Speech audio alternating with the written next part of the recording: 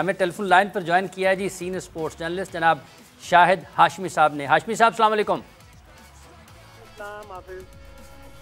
बहुत शुक्रिया आपका। आप बताइएगा कि आप ये तीसरे टेस्ट मैच में शाहिद साहब जो कि शुरू होने को है, पाकिस्तान टीम के कमबैक की उम्मीद है आपको, और अगर आपके ख्याल में कमबैक पाकिस्तान ने करना है तो उसके लिए पाकिस्तान को क्या करने की ज़रूरत है?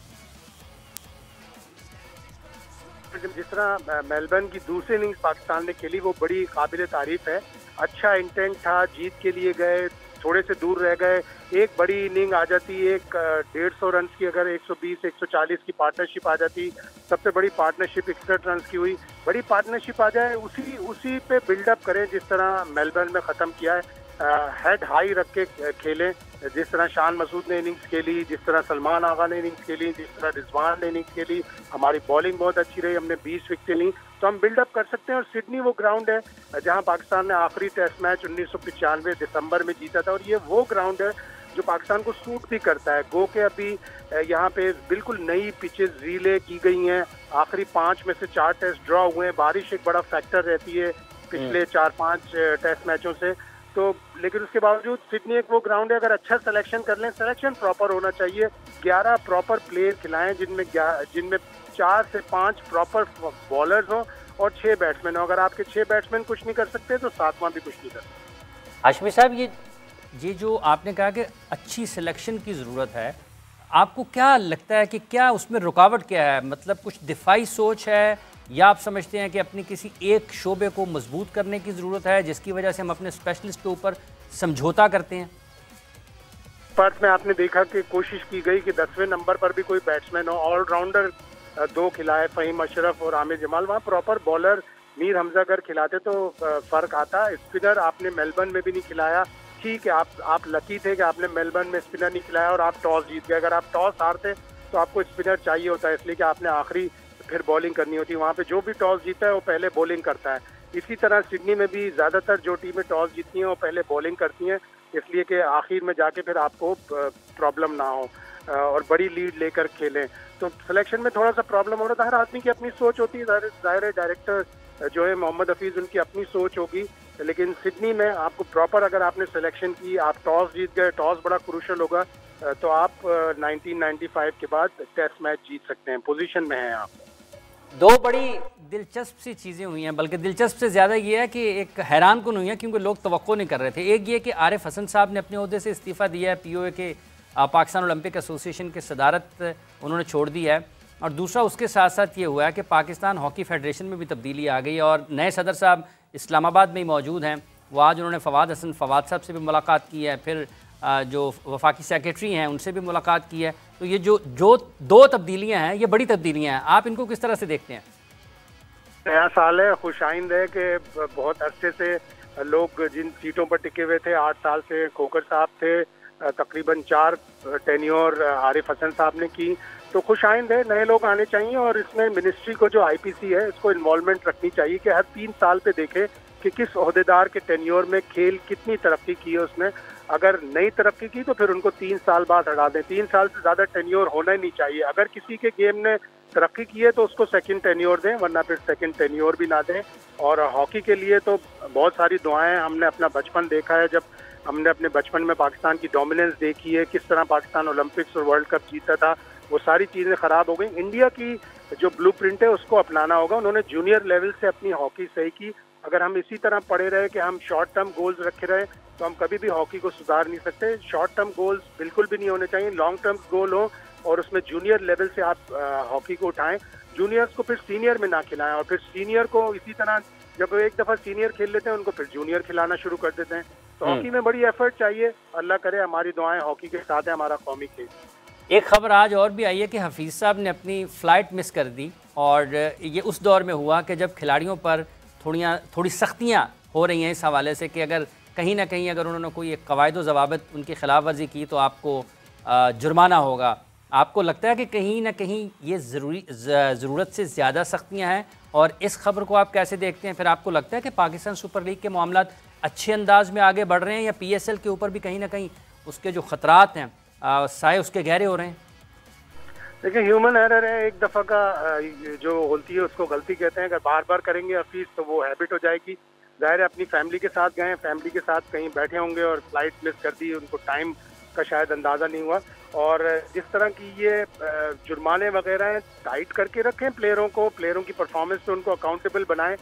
लेकिन वो सारी चीज़ें फिर मीडिया में आती हैं, उससे प्लेयर के ऊपर भी प्रेशर बढ़ता है और उसको नदामत भी होती है कि मुझे $500 का फ़ाइन हो गया, $1000 का। With in the dressing room अगर रहें तो बात अच्छी है। और जहाँ तक आपने PSL की बात की, PSL पे थोड़े स्याह गहरे बादल छाए हुए हैं। जिस तरह उसकी TV राइट्स की हैंडलिंग हो रही है, जिस तरह मिनिस्ट्री ने अब कहा है कि हमें दिखाए बगैर आप TV राइट्स का फैसला नहीं करेंगे, हम अप्रूव करेंगे, तो उसके ऊपर थोड़ी सी प्रॉब्लम है। और फिर एडवर्टीजमेंट के भी ऊपर जब से सरोगेट कंपनीज का प्रॉब्लम हुआ है, उसको भी थोड़ा सा एक PSL के लिए समझें धचका। ठीक है, बहुत बहुत शुक्रिया आपका शाहिद हाशमी साहब, आपने अपना वक्त दिया और अपने ख्यालात का इजहार किया। जनाब, पाकिस्तान के कौमी खेल के लिए एक अच्छी उन्होंने ये कहा है कि हमें दोबारा अगर बेहतरी की तरफ जाना है तो हमें इंडिया का जो एक फार्मूला है, शुरू में कर्नल साहब ने क्रिकेट पे इंडिया की बात की, अब शाहिद हाशमी साहब ने हॉकी में इंडिया की बात कर दी है। फरीद खान साहब, कहाँ से हमें सीखने की ज़रूरत है फिर? मैंने भी आपको ओलंपिक्स के केस में नीरज की, आपने नीरज चोपड़ा की बात कर दी है, इसलिए दी थी कि देखें जो चीज़ कोई अच्छी कर रहा है यहाँ हमें नज़र आ रहा है प्रोग्रेस, क्योंकि हम इंडिया को भी देखते हैं हमने बचपन में पाकिस्तान की हॉकी, क्योंकि मैं जब था तब तो जारी बात है उतना पुराना नहीं हूँ मैं जितने आप लोग हैं यहाँ, जब से आप लोग साहब आपको कह रहे हैं नहीं मतलब मैं सुहेल अब्बास, शकील अब्बासी तक या मोहम्मद वसीम, नदीम तक जा सकता हूँ पीछे, मैं ज़्यादा पीछे नहीं जा सकता, ऑब्वियसली फ्लाइंग हॉर्स तक नहीं जा सकता मैं।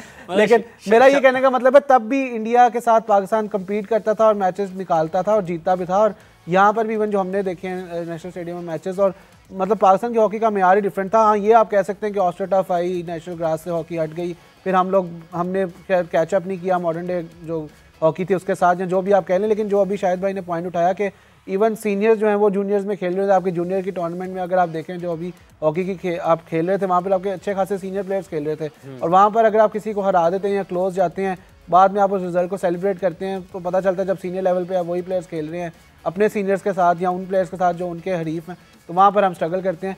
तो बहुत सारी ऐसी चीज़ें जो ठीक होने की ज़रूरत है। ग्रास रूट लेवल पे ऑब्वियसली काम होना भी है, क्योंकि हम मॉडर्न डे हॉकी अगर देखें, हम बेल्जियम को देखें, स्पेन को, इवन अर्जेंटीना को देखें, या इंडिया को ना भी देखें, हम नेदरलैंड्स को देखें, जर्मनी को देखें, इस तरह की टीम को देखें कि वो कहाँ पर स्टैंड करते थे और हम अब कहाँ स्टैंड करें। जो हमारे सामने 7-7, 8-8 गोल से हारा करते थे एक वक्त पे, अब वो हमें अपने पास आराम से पास ही नहीं लगने देते। कर्नल साहब, आपने जिक्र किया कि आप एक ऐसी जगह मौजूद थे, जब आप शहर इक़्तिदार का जिक्र करते हैं तो फिर एक मुलाकात का जिक्र करें, उसमें फिर आप ये भी कहें कि स्टेक होल्डर इकट्ठे थे और उसमें आप ये भी कहें कि करप्शन की बात हो रही थी, तो फिर महसूस ये होता है ये कोई बहुत ही पाकिस्तान के बाइख्तियार लोगों में आप तशरीफ़ फरमा थे और वहाँ पर करप्शन की बात हुई है। सवाल ये पैदा होता है कर्नल साहब, करप्शन को रोकने की भी कोई बात हुई है या फिर कहें जी फंड्स आते जाएँ और फिर इनको इधर से आते चले जाते जाएँ? देखिए, बात यह है कि अनफॉर्चुनेटली ये जो करप्शन है ये हमारे सिस्टम का एक हिस्सा बन चुकी है। और मैंने एक बात पहले भी की थी, जब तक हम नेशनल इंटरेस्ट को सामने नहीं रखेंगे, सबसे पहले पैशन, नेशनल इंटरेस्ट, ये दो चीज़ें अपनी ज़ात की नफ़ी करके जो है वो लगा दें। अभी मैंने आपको देखा है, आप तमाम क्रिकेट ग्राउंड में मौजूद होते हैं, आप देख लें कौन सा क्लब है लाहौर का जिसमें जो है ना बेसिक इंफ्रास्ट्रक्चर मौजूद है। पाकिस्तान क्रिकेट बोर्ड के पास पैसों की कमी नहीं है, क्या वहाँ पे वो पिच कवर्स नहीं दे सकते? क्या वहाँ पे रोलर्स नहीं दे सकते? उन क्लब्स को दे सकते हैं, दे सकते हैं, बिल्कुल दे सकते हैं, क्यों नहीं दे सकता? अगर हम 60 लाख रुपए एक कोच को दे सकते हैं, 50 लाख पर मंथ दे सकते हैं, तो कितनी के पिच कवर्स आते हैं? A couple of lakh. Side screen कितनी ग्राउंड में मौजूद हैं लाहौर में? मैंने सब ग्राउंड देखी हैं लाहौर की, सिवाय 2-3 के, किसी जगह साइड स्क्रीन नहीं है। तो देखें, बात यह है कि ये जब तक हम अपने गिरबान में नहीं देखेंगे, हम पैशनेट नहीं होंगे, हम ईमानदार नहीं होंगे, नेशनल इंटरेस्ट को आगे नहीं रखेंगे। अगर पाकिस्तान क्रिकेट बोर्ड के चेयरमैन आज चाहें तो लाहौर के सारे क्लब, जितने बड़े क्लब्स हैं, वहाँ पे जो है ना ये बेसिक इंफ्रास्ट्रक्चर दिया जा सकता है। There is no problem at all. हमें फंड्स का मसला नहीं है, हमने राइट जगह पे राइट वो पैसे लगाने हैं, right man at the right place, और पैसे जहाँ पे ज़रूरत है वहाँ पे लगाने की। तो मैं ज़ाती तौर पर समझता हूँ एवरीथिंग इज़ पॉसिबल प्रोवाइडेड हमारे में वो पैशन हो, वो पाकिस्तान की जो ये विजन भी फिर पैशन से आएगा ना जी। विजन भी बिल्कुल ऐसा ही। अगर आप में पैशन ही नहीं होगा तो फिर आप में विजन कैसे आप कैसे वो सोच सकेंगे कि जैसे आपने बात किया कि पाकिस्तान क्रिकेट बोर्ड को तमाम के तमाम जो पाकिस्तान लाहौर में, आपने लाहौर से शुरू किया कि जो क्रिकेट क्लब्स हैं, अगर पाकिस्तान क्रिकेट बोर्ड चाहे तो वहाँ पर ये बुनियादी सहूलतें खेल की जो हैं वो मुहैया की जा सकती हैं। अगर वो करना चाहे तो कर सकता है। अगर 60 लाख एक कोच को दे सकते हैं तो ये जो क्लब जहाँ से आपके खिलाड़ी आने हैं वहाँ पर भी ये सारी सहूलतें दी जा सकती हैं। इसमें कोई ऐसी रुकावट नहीं है कि आपके रास्ते में कोई आ जाए और आपको रोक ले, किया नहीं जा सकता। फरीद खान साहब, जब हम पाकिस्तान के अंडर-19 टीम की बात कर रहे हैं, पाकिस्तान ने वर्ल्ड कप खेलने के लिए जाना है, ऐन मौके पर दुनिया में कहीं ऐसा होता है कि आप कोच का तकर्रर ऐन सीरीज़ से पहले करें? हमने लगाया यासिर अरफात साहब को, ऐन वर्ल्ड कप से पहले हमने, मतलब टीम तैयारियां कर रही है और जो बॉलिंग कोच इससे पहले 1 2 3 टूर्स पर टीम के साथ थे, अचानक उनको बदला, जुनैद खान साहब को लगा दिया। जुनैद से कोई नहीं है, लेकिन जो फैसला साजी है, जुनैद के ऊपर भी एक इजाफी जिम्मेदारी आ गई कि जी अगर वो परफॉर्म नहीं कर पाएगा तो लो जी बड़ी बातें करते थे। ये जो किस किस्म की फैसला साजी है? नहीं, ऑब्वियसली ये जो डिसीजन है उनके प्रेस रिलीज के मुताबिक तो उनकी मसरूफियात थी या जो भी उनके पर्सनल रीजन थे जिनकी वजह से वो हटे हैं। तो अब ये मुझे नहीं पता कि इसके पीछे कितनी सदाकत है, लेकिन जो जुनैद का जहाँ तक केस है, ऑब्वियसली वो एक एडेड रिस्पॉन्सिबिलिटी है और आप अकाउंटेबल भी होंगे। जैसे मोहम्मद यूसुफ पे फिर क्योंकि जब पाकिस्तान थ्रू आउट जीतता जा रहा था और इंडिया को भी आपने हराया था एशिया कप में, फिर आप एकदम से हार गए, उस पर सवालिया निशान उठने लग गए। अब जाहिर बात है ये यूएई से हार थी आपकी वो भी, और अब आप जब जा रहे हैं वर्ल्ड कप खेलने जा रहे हैं जहाँ पे मुख्तलिफ टीम से